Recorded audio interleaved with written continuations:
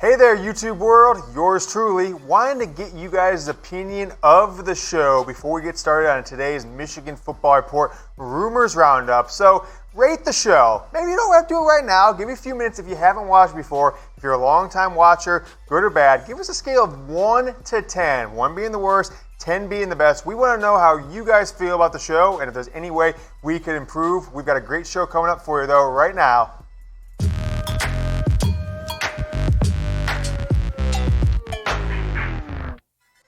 Since this is our rumors show for the week, I want to make sure we're very clear about the Harbaugh Heads rumor meter, folks.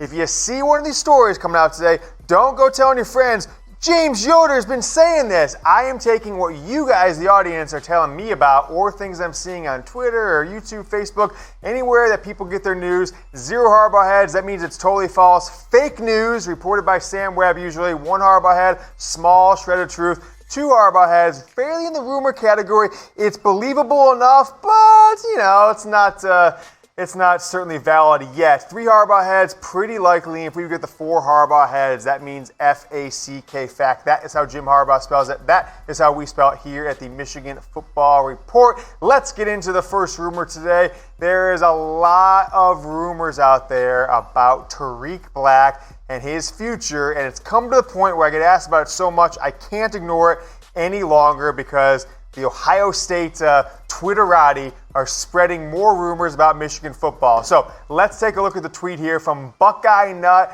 at BuckeyeNut82. For some reason follows me on Twitter. I'm a big fan. I guess I'm a fan favorite amongst Ohio State people on Twitter. I have a lot of Ohio State fans. So he basically just says this. Tarik Black's going to enter the transfer portal. He's averaging 2 yards, 2.5 catches per game. Also hearing Christian Turner will transfer as well. So that's the rumor out there. This is not the first person to say this. This rumor has basically been going on for, not even joking, like a year and a half with Tarik Black. So I'm giving this one 2 Harbaugh Heads. Again, I didn't start the rumor. I didn't flame the rumor, but it is hit a fever pitch where so many people are talking about it. And with Tarik Black, I don't know if he was benched for the first possession or what happened on Saturday against Maryland, but he wasn't in the 2 deep. There were at least 6 receivers that saw the field before Tarik Black did on Saturday. He got in the second or the third possession. Nevertheless, 2 Harbaugh Heads. People are talking on this one. I'm not going to dismiss it as unlikely or fake news, but I also don't think there's enough evidence to say it's any more than a rumor at this point, but something to keep your eyes on as the last 3 games of the season into bowl season progresses for Tarik Black. 20 catches, 257 yards, only 1 touchdown this season. Kind of a disappointing year, in my opinion, Tarik Black has had for Michigan. And I think he is, I've said this for the last 2 or 3 weeks now. Tarik Black is not a starter on Michigan's football team. He has been passed. I think he's actually, might not even be Michigan's top 5 options if they were to, rank him 1 through 5, 1 through 6. You certainly have Nico Collins, Donovan Peoples-Jones. Ronnie Bell, without question, is ahead of Tarik Black. And you look at the numbers here against Maryland. 2 catches for 16 yards for Tarik Black. Nico Collins had the leading yards, that 51-yarder, 2 catches. Hassan Haskins getting 3 catches. He's your leading receiver as far as receptions are concerned. But I don't think Tarik Black is a top 5 receiver on this team now. Now, his stats will say he's the 3rd leading receiver from a catches and a yards perspective, but I think the pecking order right now, going into the 10th game of the year, is Nico Collins, Ronnie Bell, Donovan Peoples-Jones as a firm top 3. I think you throw in Mike Sainristil. I think you might even throw in Giles Jackson ahead of Tarik Black, and if it really came down to crunch time, we had to have 5 pass catchers out there. Don't tell me that Tarik Black is going to be in there over Sean Eubanks, over Nick Eubanks, over Sean McCune. Heck, even Eric All might be in there above Tarik Black. So certainly some validity. I think Tarik has a heck of a talent. I don't necessarily think his style of play is matching with what Michigan wants to do on offense, is the only reason I could think why he has regressed, in my opinion, from what we saw in glimpses those first 3 or 4 games of his true freshman year in 2017. So one to keep an eye out for. No inside information, nothing to hang my hat on. So I just want to make sure you guys know that I've heard you. I understand this is out there, and we're just going to take a look at the facts. It doesn't necessarily feel like there's a lot behind this one either way, but something to keep an eye on over the next month. I want to ask you guys a question. of Michigan's 3 junior wide receivers, and some might say Tarik Black's a redshirt sophomore. I'm not sure if he's actually applied for the redshirt. How many are going to be on the team next year? How many will be on this Michigan football team? Donovan Peoples-Jones, Nico Collins, Tarik Black. Give me a number. 1, 2, 3, 0? It could be 0, and I might actually lean 0 is the most likely out of all 4 of those numbers, 0, 1, 2, or 3. So answer the question below. Want to know what you guys think. Some folks will say Nico and Donovan Peoples-Jones will go to the NFL no matter what their draft grades say. Some people are saying Tarik Black might as well, or potentially could enter the transfer portal. Folks, had another winning weekend on sports betting. I did it with BetDSI, and had I lost, I still would be ahead because I used promo code GOBLUE to get 120% deposit bonus to bet on college football, the NBA, the NFL. You put down 100, you get an extra 120. Put down 500, you get an extra 600. You can put down as low as 50, you get an extra 60. But if you're getting 120% deposit bonus, might as well go for it. Get yourself some straight cash, homie. Bet with BetDSI, chatsports.com/bet. Promo code GOBLUE for the best deposit bonus in the game. Let's get into rumor number 2, started by the rumor mongers, the completely unreliable fan-sided message boards who I didn't know existed until this week when someone sent me a link. For those of you who want to accuse me of stealing from message boards, I did create an account just so I could actually see what this says from Colasar. Clearly, John Colasar, former Michigan wide receiver from the 80s. This must be his account. Just joking, just joking. Sarcastic font, Arnold. He says a little birdie has told him that Jim Harbaugh called Josh Ross's parents, the father of Josh Ross, suggesting that Ross redshirts this season with the emergence of Cam McGrone kind of taking a starting spot. We saw Ross back in the field on Saturday, or back on the sidelines on Saturday. Didn't get on the field. And with 3 games remaining in the regular season, this is possible that he could redshirt.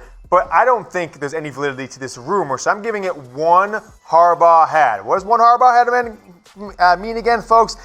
Small shred of truth. Yeah, of course, yeah, he could redshirt. He's only playing 3 games so far this year, but I'm not giving much validity at this point. Certainly don't put any validity behind whatever group of hooligans runs fan-sided from Michigan. The URL is like GBMW Wolverine, which I have no idea what the hell that means, but that's the domain they chose when they decided to become internet web publishers. But Josh Ross got out to a decent year, but he has lost his spot in the pecking order on linebackers. And as far as I'm concerned, there's no room for him to play in this team unless there's an injury, because Michigan's not running a 2-5 system. So who are you going to bench out of this group? You see Ross had 18 tackles in his 3 games, Middle Tennessee State, Army, and Wisconsin. But Khaleke Hudson's the leading tackler on this team. Jordan Glasgow is the second leading tackler. And then Cam McGrone has taken Josh Ross's starting spot. And I would actually be willing to say Cam McGrone might be my defensive MVP. He doesn't have the gaudy stats as a couple other guys on the team, but I think he's meant the most to this team so far this year. And Josh Uche, always coming off the edge, is certainly a more impactful player this season than Josh Ross has been this season in 3 games or last season as a starter. So 3 games played so far this year. He can still go on the field for 1 more, save his redshirt, come back in 2019 or 2020 as a redshirt junior with 2 years of eligibility. So not inconceivable, but I don't think Colasar from GBMW Wolverine message board on Fansided has any insight into the phone calls that Jim Harbaugh is making on a daily basis. I've seen enough people send this to me, had to debunk it as nearly fake news. Had it not made a little bit of logical sense, I would have called it fake news, but the source is fake, the leaks are real. You get what I'm going there. 1 Harbaugh head on that one. Guys, I told you I went 3-2 this weekend. Another winning weekend college football. I'm 7-3 over the past 2 weeks, 70% for the year. I do it with the Action Network. They give me all the insights and analysis, and they let me know the trends I need to know that the pro bettors have to make the best picks on college football. I think I'm the only guy in the entire country that picked TCU +2. I did it because the Action Network told me how. Won a ton of cash on it. If you use our URL, chatsports.com/deal, 40% off down to $5.99 a month to get more information than probably anybody on the planet has when betting college football, NBA, NFL. So go ahead and get started with the Action Network today and do it with that 40% discount at chatsports.com/deal. And last rumor for today, maybe the only one that has some real validity behind it, in my opinion, that there's facts going behind it, is that Jim Harbaugh is your offensive coordinator at this point, folks. I don't know what else to tell you. I know Sam Webster will go on the radio and he'll call people names in his message boards, what I've been told, for saying, like, this doesn't look like the same offense as Josh Gattis had the first 5 years. This looks exactly like the offense of last year. And it is. You know, it didn't have the great results of, the Notre Dame results and the second half Penn State results didn't show against Maryland, but this running game is not the Josh Gattis running game. This passing game is certainly a little bit of what Gattis had, but I'm giving this one 3 Harbaugh heads. That means it's pretty likely, folks. And here's what I've been hearing, and from looking at all the data, I sat there with screens everywhere. I put on my green accounting visor, and I looked at the numbers. I crunched data the other day, and this is Jim Harbaugh's offense. There's no doubt about it. And the numbers are getting better. But how sad is it that the numbers are getting better and they're still the 82nd best offense in the country? 82nd best offense in the country out of 130 teams. 219 yards, 20 yards passing, 219. Oh, that sounds pretty good. Number 80 passing, 82 national, of course, flip-flop those a little bit. 170 rushing, number 60 nationally, and because you throw up a few points here and there against some scrubs, you're number 51 nationally in the country, scoring down over a touchdown from last year. So the number 8 offense in the Big Ten is getting better, and that's because they are going to a more of a trap and pull style running game, a running game that didn't exist the first 5, 6, 7 games of the year when Josh Gattis had full autonomy. So what I truly believe is happening here, folks, is Jim Harbaugh is making the decision on whether to run or to pass. I don't think Josh Gattis has that kind of autonomy anymore. When they make that decision, then if it's a run play, Ed Warner and Jim Harbaugh are deciding what play to run. If it's a passing play, Harbaugh's given some thoughts, but Gattis is ultimately making the play, including the RPOs, which you really haven't seen much at all of over the past 2.5 games. They haven't seen a ton, and the Michigan offensive linemen have said that. Notre Dame game, a heck of a lot easier to block. Maryland, a lot easier to block when we know we're run blocking versus are we run blocking, are we pass blocking?